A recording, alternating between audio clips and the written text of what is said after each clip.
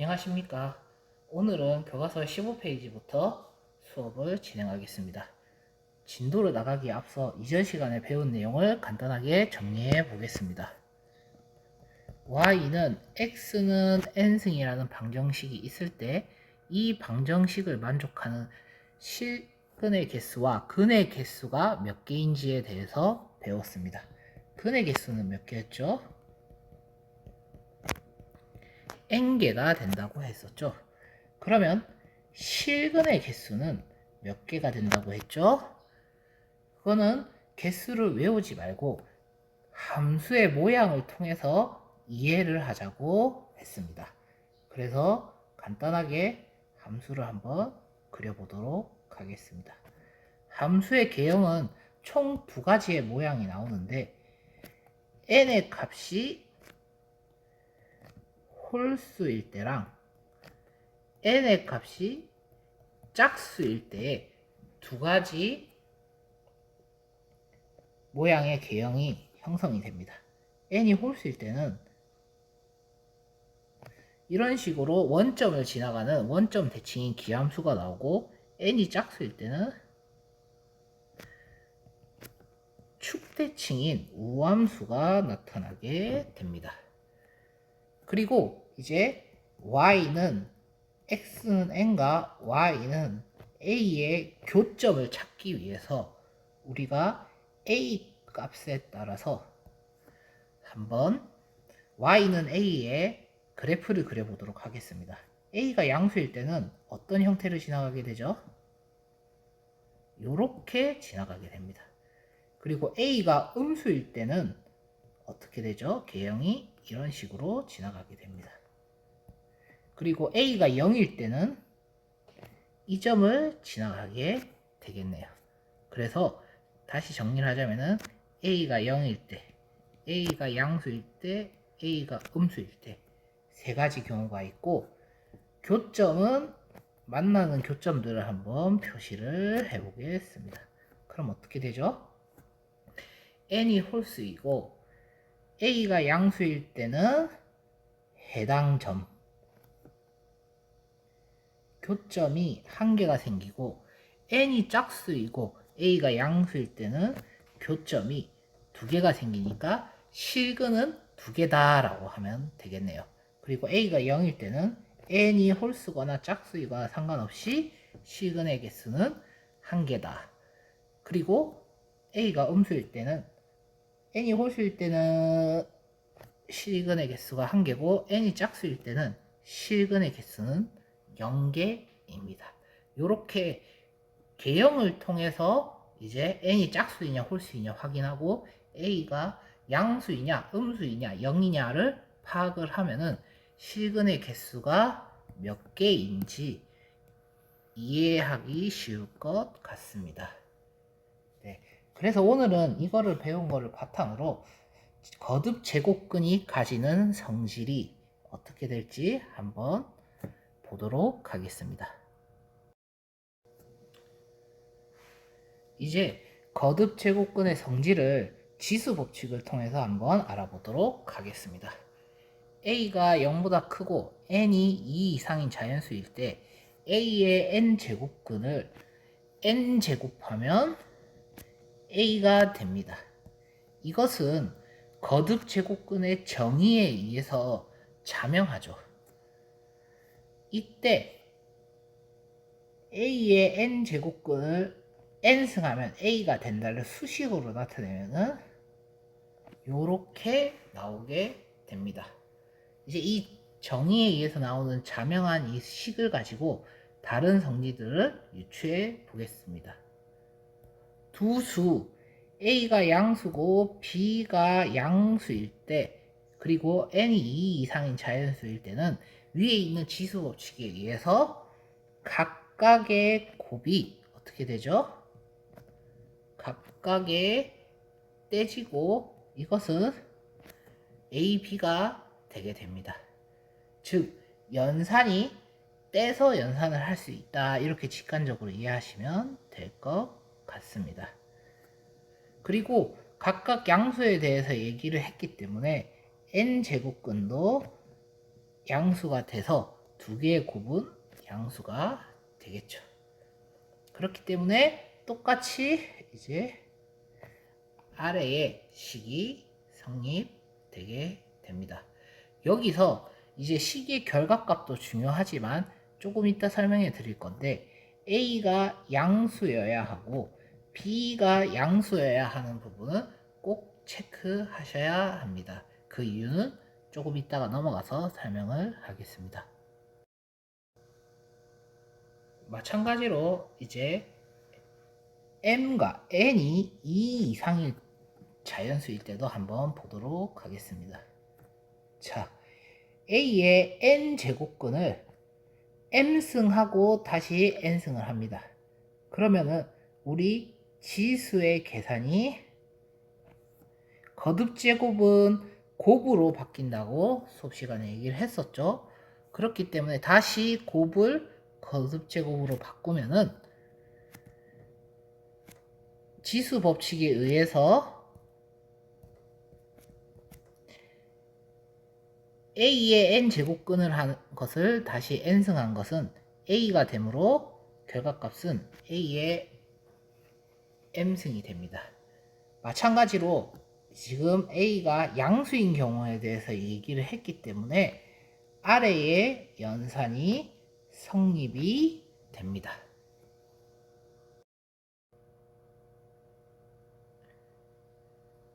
이제 문제 5번에 1번, 2번의 성질을 똑같이 증명을 할 건데 이전에 증명을 했던 메커니즘하고 유사하게 진행될 겁니다.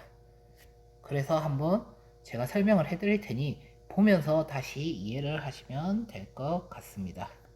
우리 B의 N제곱근과 A의 N제곱근에 대해서 이 숫자를 N승하면은 값이 이게 어떻게 되죠? 결과는 알고 있지만 지수 법칙에 의해서 한번 따로 쓸 수 있게 됩니다. 우선적으로 N승분의 N승. 그래서 이거는 지수 법칙에 의해서 계산이 각각 따로 될 수 있겠죠. 여기서 우리가 어떻게 했었죠? B의 N제곱분의 A의 N제곱근에 대해서 이 숫자의 부호를 체크를 했었죠. 왜냐면 거듭제곱근의 성질을 똑같이 적용을 하려면은 그러면 이 숫자는 양수고 이 숫자도 양수죠. 분자와 분모가 둘 다 양수이므로 전체는 양수가 됩니다. 그렇기 때문에 자, 요 값은 요거 값의 B분의 A의 양의 N제곱근이 성립이 됩니다.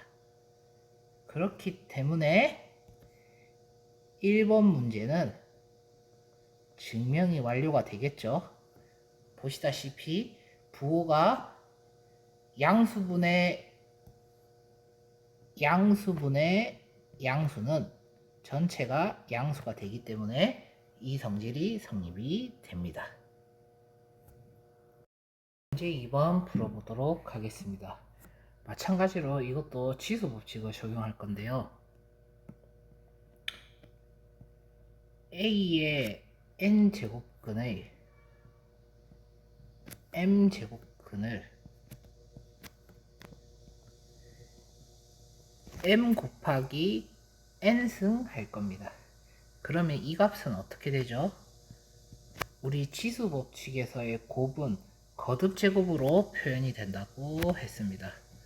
그러면은 이 숫자는 전체에 M승을 하고 N승을 하는 값이 되겠죠. 그러면 M제곱근 한 것에 M승은 원래의 값이 나오기 때문에 A의 N제곱근에 N승이 됩니다. 그래서 이 값은 A가 되겠죠. 그러면 이 결과값을 알고 있는데 우리는 이 숫자가 양수임을 알고 있기 때문에 이 숫자는 A의 양의 m 곱하기 n 제곱근이 되겠죠. 그럼 정의에 의해서 해당 2번식이 성립하게 됩니다. 예, 여러분 수치적으로 계산하는 건 많이 했지만 증명하는 과정은 조금 힘들 수 있습니다. 하지만 증명의 메커니즘은 양수인 것을 밝히고 제곱근의 정의를 이용해서 등식이 성립하는 걸 보여줬다라는 그 지침을 가지고 한번 천천히 보시면은 이해를 하실 수 있을 것 같습니다. 지금까지 정리한 내용들을 정리를 하면은 아래의 네 가지 성질을 알 수 있습니다. 그치만 이거를 제가 증명하면서 아까 무엇을 꼭 체크를 하라고 했죠? A와 B가 양수인 거를 체크를 하라고 했습니다.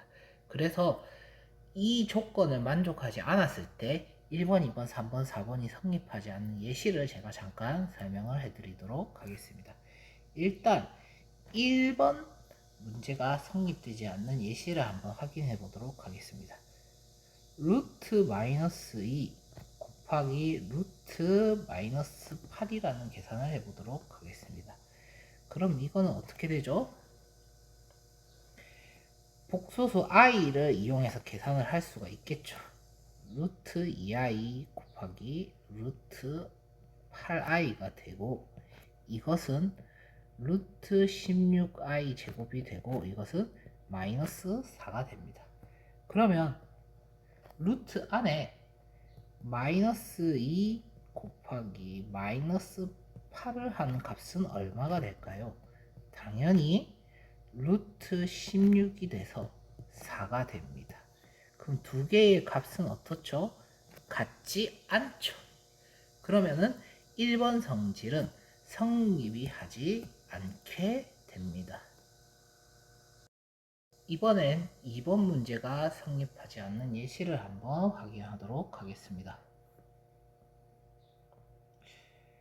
루트 마이너스 8분의 루트 2를 계산을 한번 해보도록 하겠습니다. 이 값은 얼마가 되죠? 우리 복수수 i에 대해서 배울 때 많이 해봤습니다.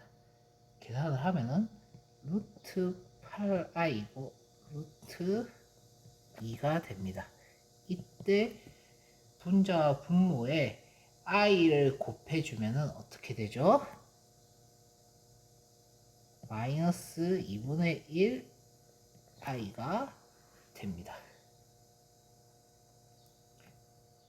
그리고 또 이번에는 루트 안에 마이너스 8분의 2가 있다고 계산을 해보도록 하겠습니다. 그럼 어떻게 되죠? 루트 4분의 1이 되고 이제 이 마이너스 같은 경우는 2분의 1 i가 되게 됩니다. 그래서 두 값은 어떻죠? 같지 않습니다. 그래서 2번 문제도 A와 B가 둘 다 양수여야 하겠죠? 3번 성질은 마이너스 2에 6제곱을 했을 때를 한번 보도록 하겠습니다. 그럼 어떻게 되죠? 루트 2i의 6승이고 이것은 지수 법칙을 이용해서 계산을 하면은 마이너스 8이 되겠네요. 그리고 마이너스 2에 6승을 루트한 것을 보도록 하겠습니다. 그럼 어떻게 되죠? 루트 64가 되고 값은 8이 됩니다. 두 값은 같지 않습니다. 그렇기 때문에 3번 성질도 A가 양수일 때 성립됨을 알 수 있습니다. 그럼 4번도 똑같이 볼 수 있겠죠. 예시를 한번 루트 안에 세제곱근을 넣고 마이너스 64라는 숫자에 대해서 한번 보도록 하겠습니다. 그럼 이 값은 계산을 하면 얼마가 되죠? 계산이 쉽죠? 루트 마이너스 4가 돼서 이것은 2i가 됩니다. 하지만 마이너스 64에 6제곱근은 존재하나요? 그때 말씀했죠. n이 짝수이고 a가 음수일 때는 실근은 존재하지 않는다. 그렇기 때문에 이제 4번의 경우도 a가 음수일 때는 성립하지 않는다를 알 수 있습니다. 그래서 우리는 1번, 2번, 3번 성질을 배울 때 a와 b가 양수일 때 성립을 하는구나 라고 체크를 하시면서 문제를 풀면 좋을 것 같습니다. 이제 방금 배웠던 거듭제곱근의 성질을 이용해서 문제 6번을 한번 풀어보도록 하겠습니다. 1번은 어떻게 되죠?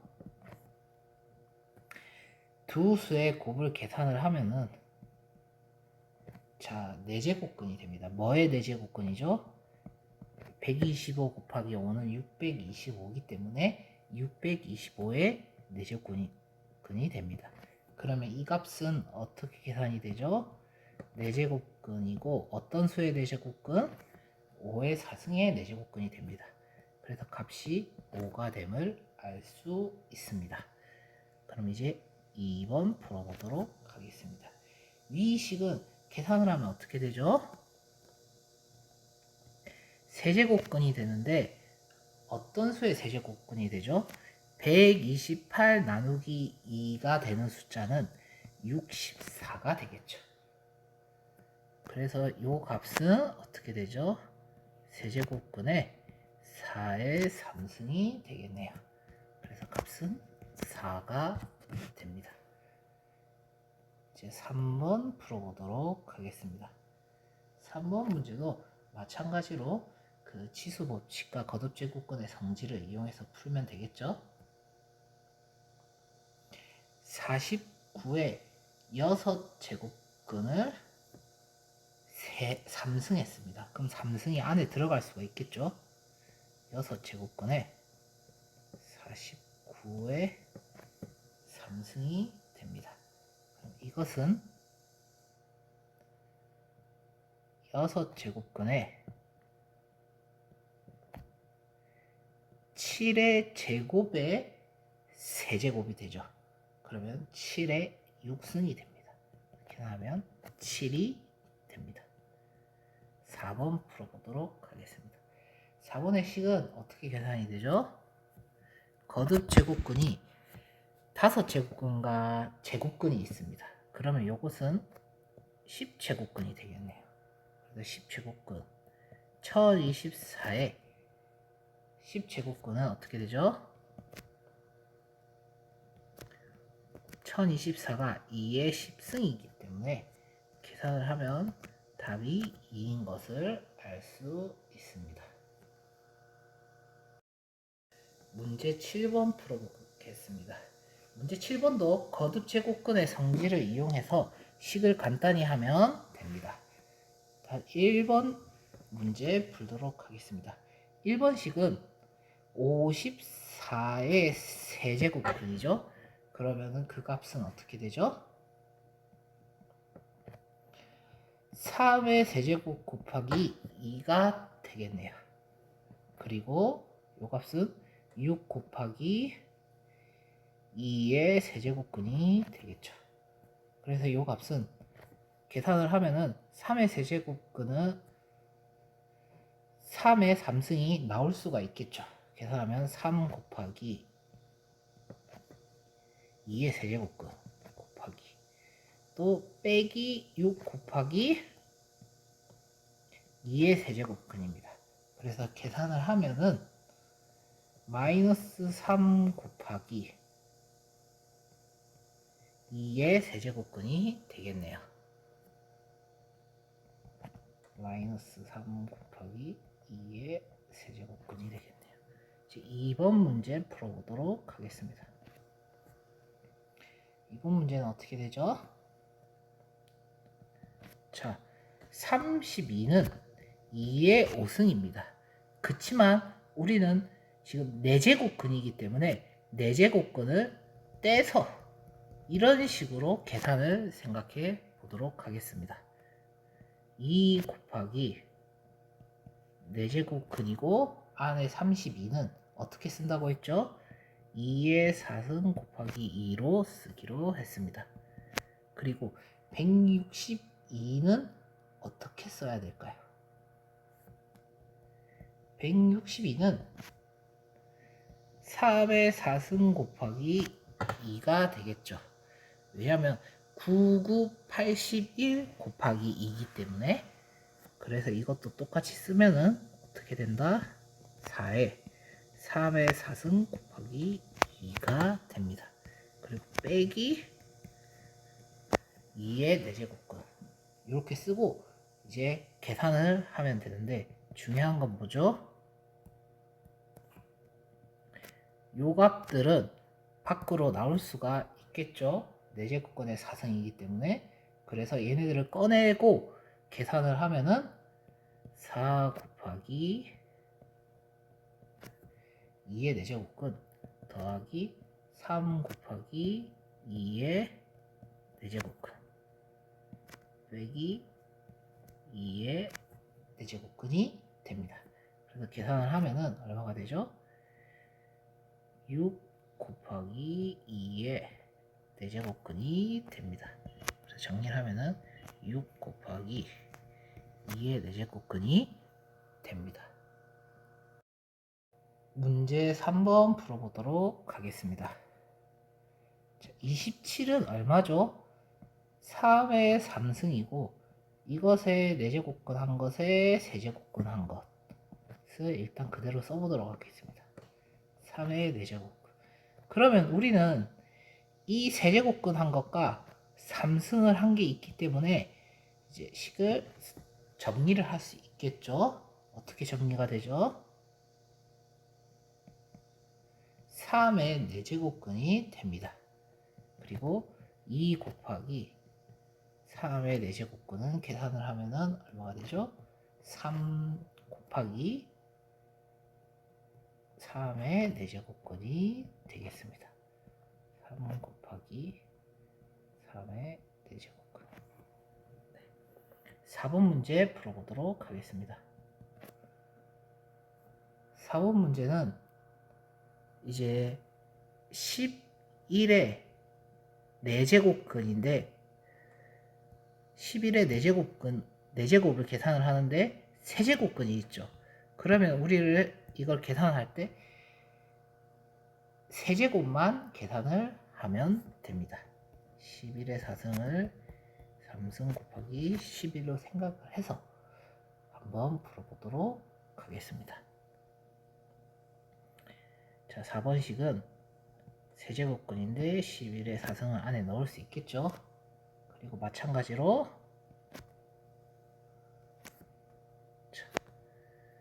루트의 세제곱근의 11의 제곱이 됩니다. 그래서 이거를 쓰면은 세제곱근의 11의 세제곱 곱하기 11이 되고 값은 어떻게 된다? 자, 세제곱근과 제곱근의 위치를 바꿔서 적어보도록 하겠습니다. 그러면은 계산이 조금 더 쉬워지는데, 일단 11의 세제곱근을 3승한 게 밖으로 나올 수 있으므로 11 곱하기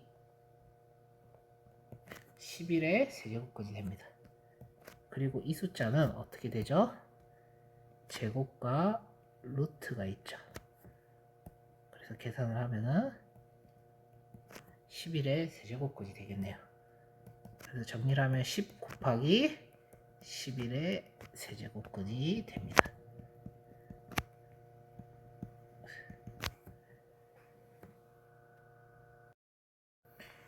문제 8번 보도록 하겠습니다. 다음 계산에서 잘못된 부분을 찾아 그 이유를 설명하고 바르게 고치시오 입니다. 일단 문제를 이해하자면은 어떻게 돼 있죠? 마이너스 6에 4제곱 한 거를 4승을 했습니다. 그래서 이 두 가지가 삭제가 돼서 마이너스 6이 나온 걸로 보이고, 이것은 어떻게 되죠? 세제곱근 한 거랑 6제곱 한 것에 이제 연산을 해보니 제곱이 남아서 마이너스 2의 제곱이 4가 됐다. 이렇게 계산을 한 것 같습니다. 그럼 이것은 제곱근의 성질을 이용한 것 같지만, 선생님이 이 제곱근의 성질을 증명할 때 뭐를 계속 체크했었죠?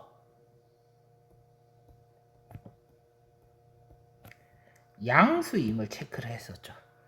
그래서 양수여야지 계산이 성립된다고 체크를 했습니다. 그렇기 때문에 이 계산 과정 자체가 성립이 안 되겠죠.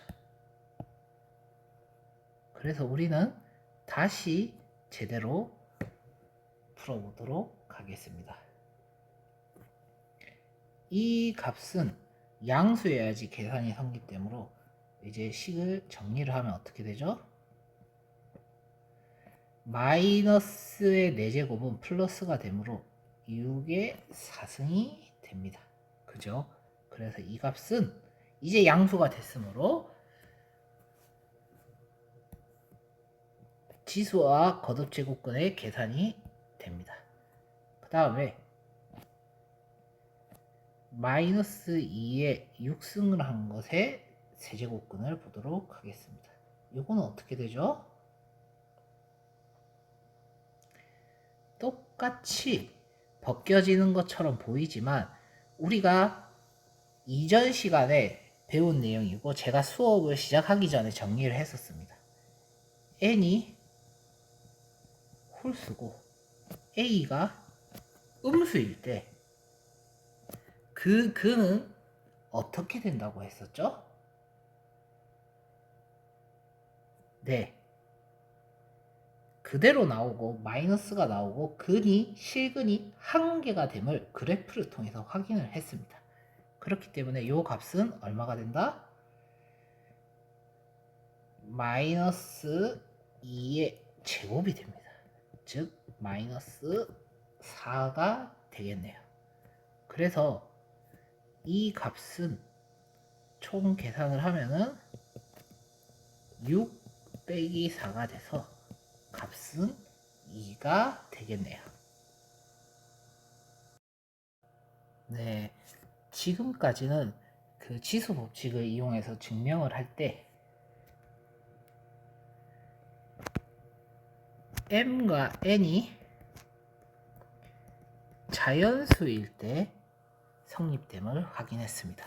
다음 시간에는 m과 n이 자연수에도 성립할 수 있을까를 확인을 해보고 연산이 확장될 수 있을까를 한번 알아보도록 하겠습니다. 모두 수고하셨습니다.